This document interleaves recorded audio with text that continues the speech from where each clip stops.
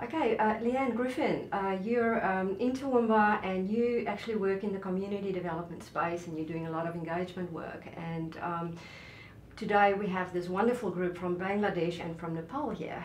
And we just listened to you talking to them about community engagement and talking to them about how you developed your journey as an entrepreneur. So what would be, when you think about groups like this who really wants to know more about entrepreneurship as a woman, what would be a particular lesson that you can pass on to them from your own journey?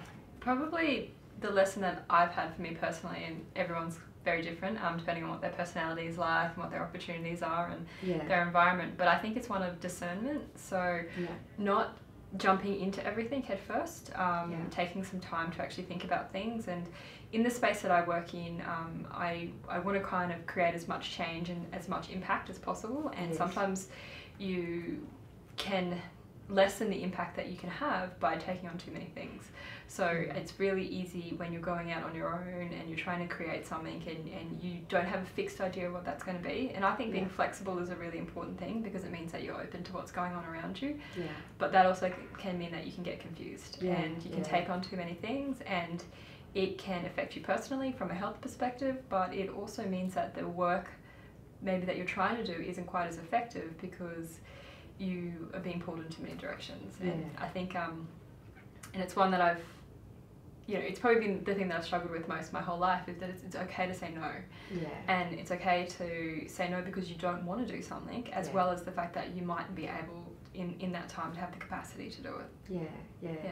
So the program that we're talking about is a USQ DFAT program, sponsored program. And I know you're quite passionate about the whole area of working with international communities and aid and so forth. So from your view as an entrepreneurship side of things, what do you think is the value of a program like this? I think it's really important because of, like I said in my speech before, I study international relations. I'm really interested in what's happening on a global perspective.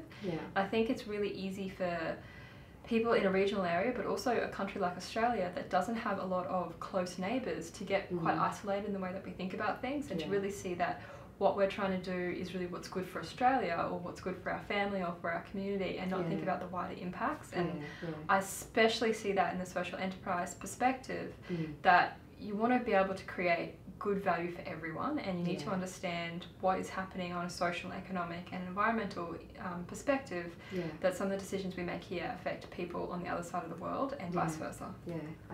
Thank you very much.